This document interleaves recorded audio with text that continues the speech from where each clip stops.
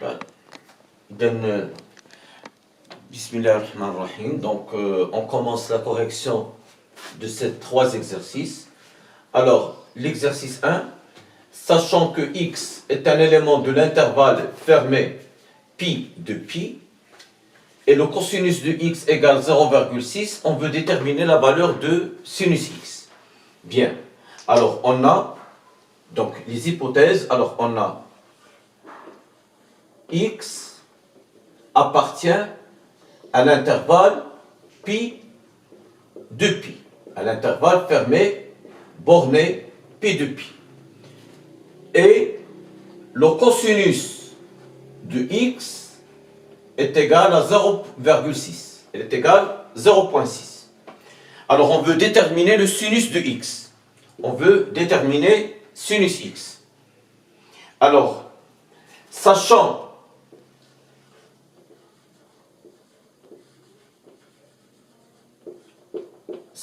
que pour tout x élément de R, cos carré x plus sinus carré de x égale à 1. Donc, alors on a donc, je vais réécrire la relation. Alors on a cos carré x plus sinus carré x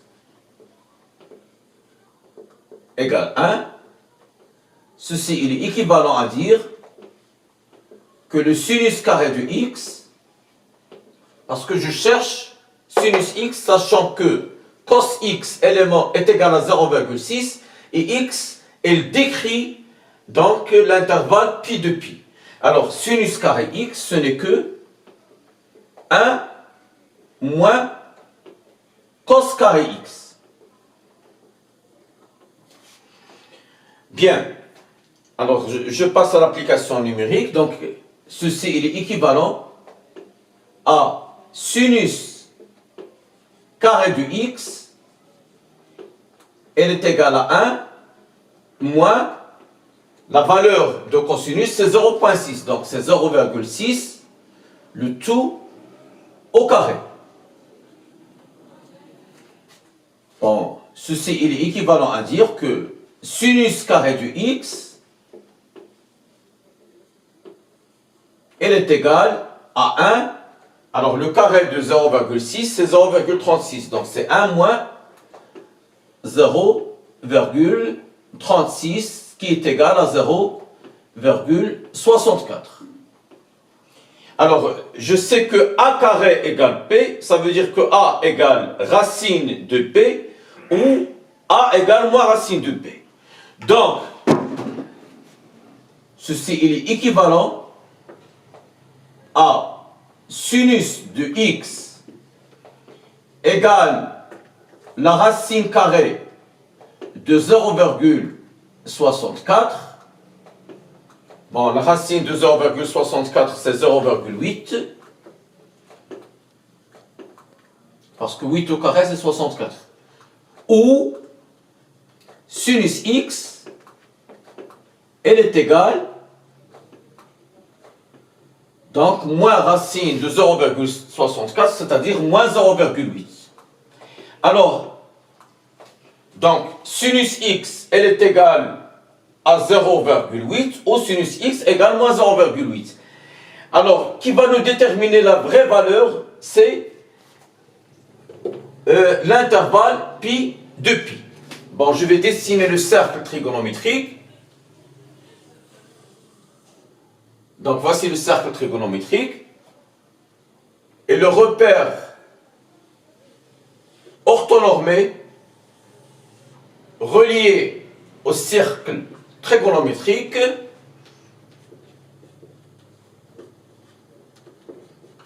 donc le sens positif, c'est le sens inverse de la rotation des aiguilles d'une montre.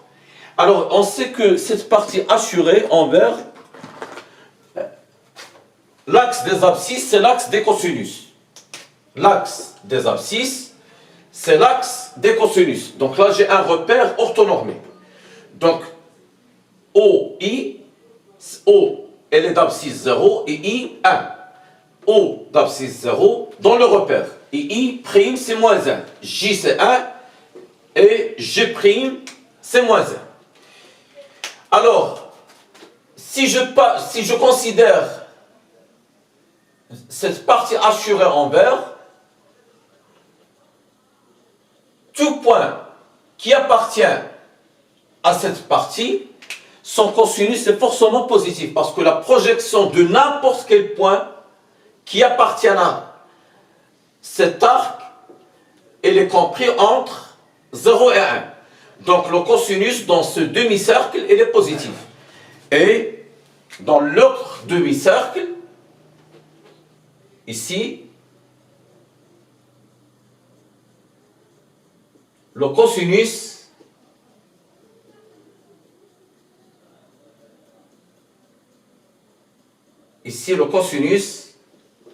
de x est négatif. Ici, le cosinus de x est positif. Et sachant que l'axe des ordonnées, c'est l'axe des sinus, donc là c'est O, son ordonnée c'est 0, et l'ordonnée de G c'est 1. L'ordonnée de G', c'est moins 1. Donc, chaque point qui appartient à ce demi-cercle, qui est au-dessus, son abscisse, elle est comprise entre 0 et 1, elle est positive. Et donc, la partie là, son sinus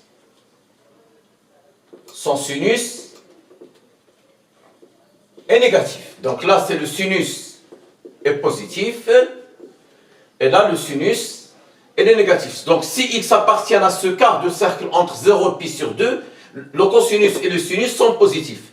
Et si x appartient, donc par exemple, à moins pi sur 2, ou bien à pi, 3 pi sur 2, dans cet arc, le cosinus et le sinus sont tous les deux négatifs.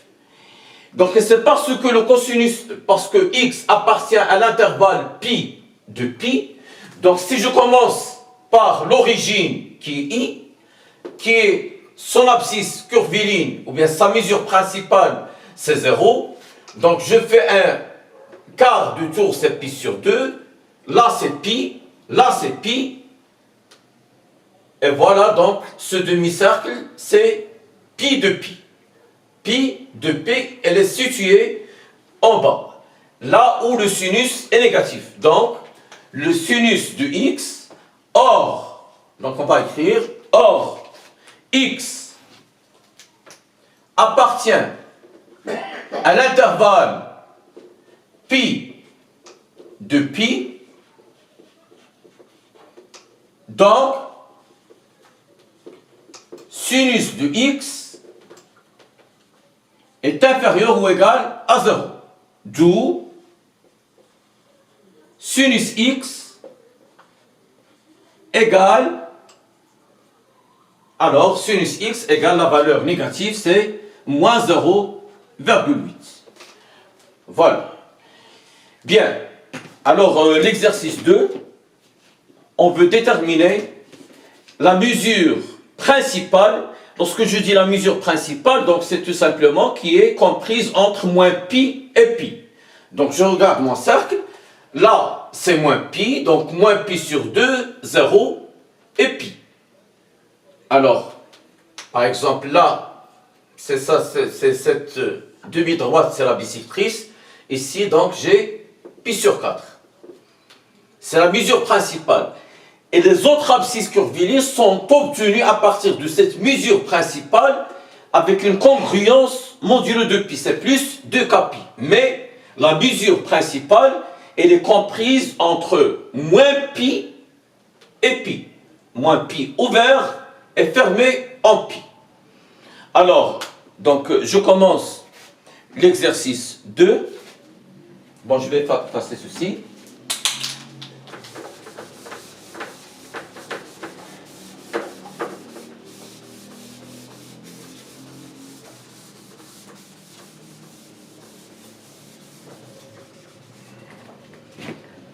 Alors, exercice 2. Bien. Alors, on veut la mesure principale. Donc, si je parle de la mesure principale, c'est la mesure qui est comprise entre moins pi et pi. Alors, par exemple, 17 pi sur 4. Alors, on a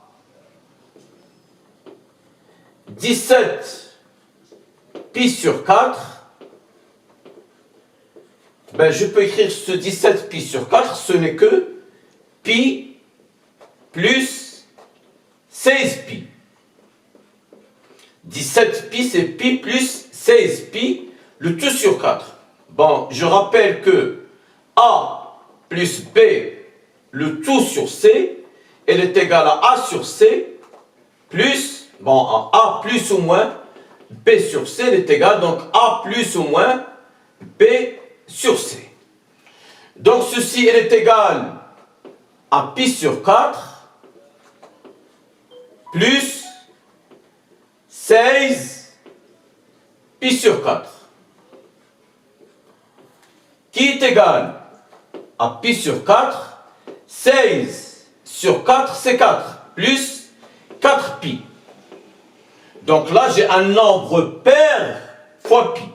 Si jamais je trouve par exemple 5 pi ou bien 3 pi ou bien 7 pi ou bien en général un nombre impair qui s'écrit sous la forme 2k plus 1 pi, ce n'est pas la mesure principale. Il faut que le résultat obtenu doit être écrit sous la forme alpha, avec alpha appartient à moins pi pi et pi sur 4. Il appartient bien sûr à moins pi pi plus 2k pi.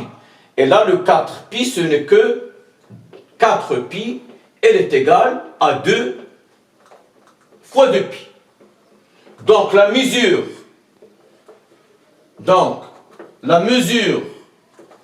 principale,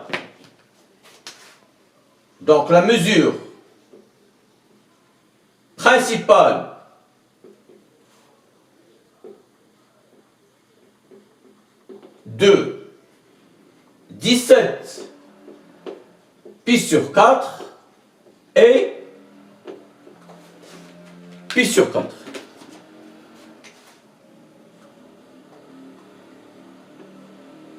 Voilà. Et pi sur 4. Alors je passe à moins 25 pi sur 6.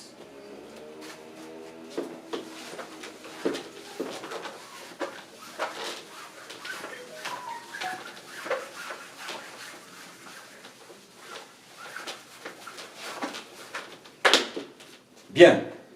Alors, on a moins 25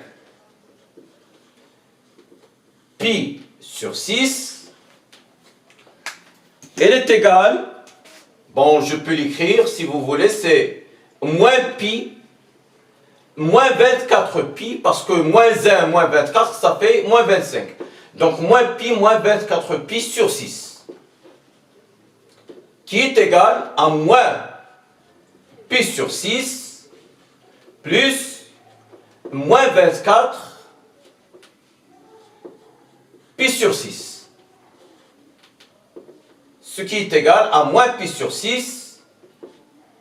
Alors, 24 divisé par 6, c'est 4. Donc, plus moins 4 pi. Donc, j'ai 2k pi. Avec k appartient à z, avec k maintenant, il est égal à moins 2. Donc, la mesure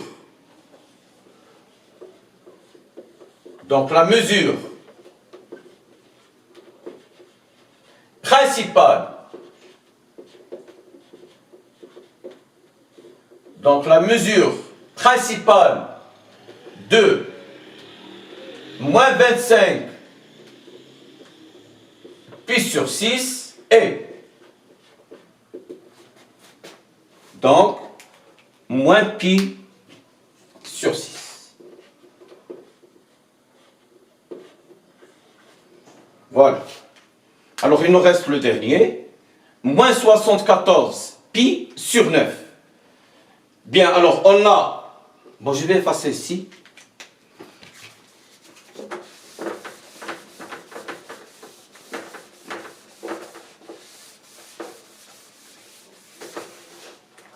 Alors là, on a alors moins 74 pi sur 9,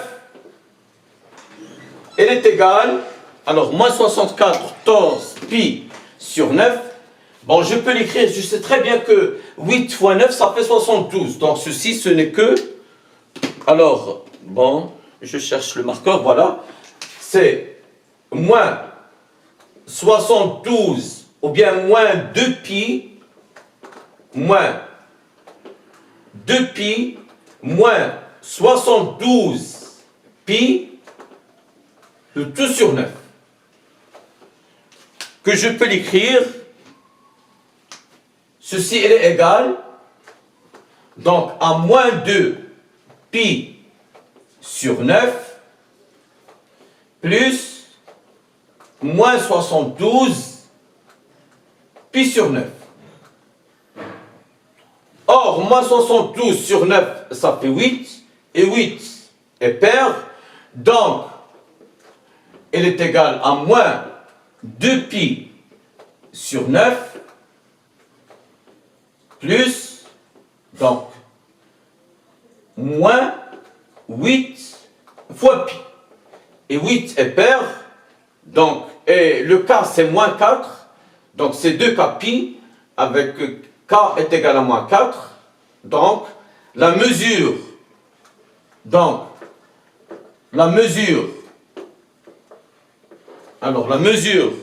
principale,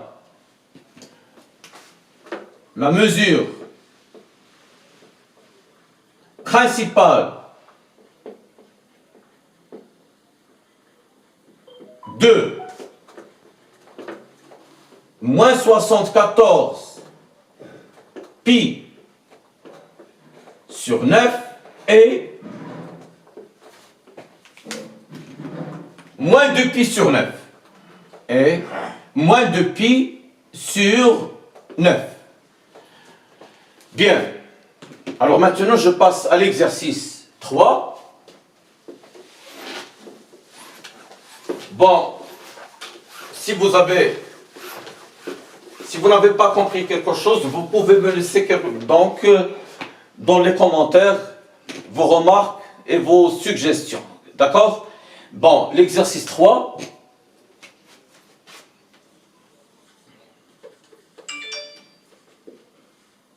Alors, l'exercice 3. Simplifier les expressions suivantes. Alors, on a A. Grand A, elle est égale à cos 7 pi moins x plus cos moins x plus sinus pi sur 2 moins x plus le cosinus de 8 pi plus x. D'abord, on sait déjà que la fonction cosinus et la fonction sinus sont 2 pi périodiques. Ça veut dire que cos x plus 2 pi est égal à cos x. Et sinus x plus 2 pi, elle est égale à sinus x. Donc ceci, elle est égal si vous voulez. Donc, c'est cosinus pi moins x, parce que 7 pi c'est pi plus 6 pi, plus 6 pi. Et 6 pi c'est 2 fois 3 pi, donc c'est 2k pi. Plus cosinus moins x, la fonction cosinus est une fonction paire, donc cosinus moins x elle est égale cos x, et sinus pi sur 2 moins x, ce n'est que le cosinus de x. Et on a dit que la fonction cosinus, il est 2 pi périodique, donc le 8 pi, il va disparaître, il me reste, donc le 8 pi, il va s'évaporer, il me reste tout simplement cosinus x. Donc ceci est égal, le 6 pi, donc on sait que cos alpha plus 2k pi, il est égal à cos alpha, donc ceci est égal à cosinus pi moins x. Alors cos x plus cos x, ça donne 3 cosinus x. Alors ceci est égal, alors cos pi moins x, bon, d'après le cercle trigonométrique toujours, et les différentes symétries de ce cercle, alors, donc là j'ai un rectangle, voici le rectangle, là j'ai x, là j'ai moins x, là c'est pi moins x, et là c'est pi plus x. On remarque clairement que pi moins x, alors le cosinus de pi moins x, elle est égale à moins cosinus x, parce que la projection de pi moins x, voici x, j'ajoute, donc voici pi, et je retranche x. Donc ça donne cet angle, c'est pi moins x. Son cosinus, c'est ceci. Donc c'est l'opposé de cosinus x. Donc cosinus pi moins x, elle est égale à moins cosinus x. Voilà. Alors, ceci c'est moins cosinus x, plus 3 cosinus x, ça fait 2 cos x. Ça fait 2 cosinus x. Alors maintenant, il nous reste le grand P.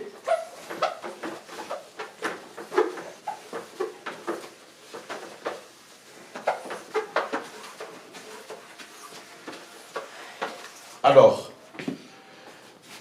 grand P. Alors, on a P égale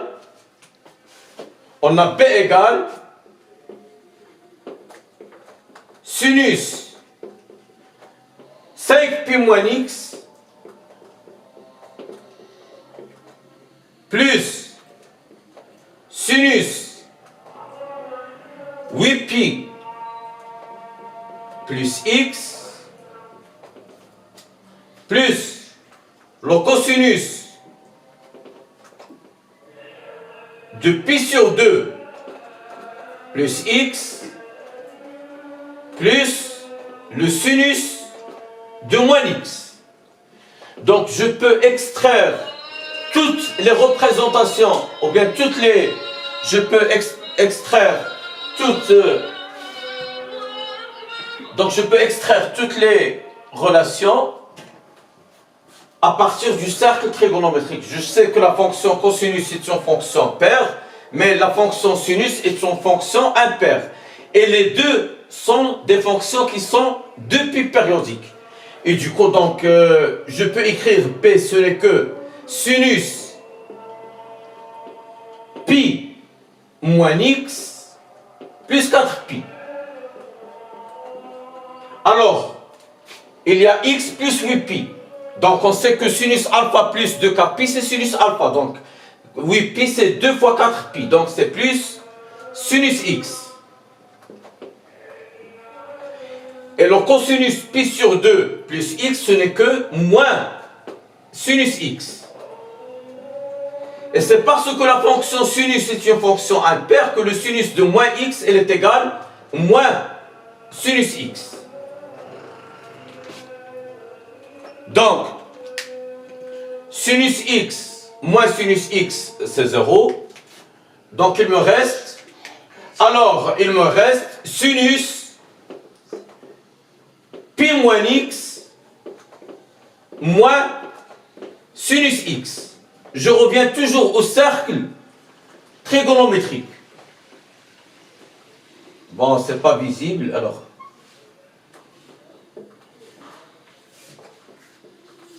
Alors, là, c'est toujours x.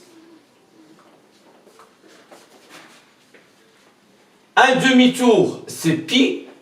Et je retranche x. Donc, c'est pi moins x. Cet angle, c'est pi moins x. Ils ont le même sinus. Parce que l'axe des ordonnées, c'est l'axe des sinus. Donc, sinus pi moins x, elle est égale à sinus x. Donc, ceci il est égal sinus x moins sinus x, qui est égal à 0, d'où le résultat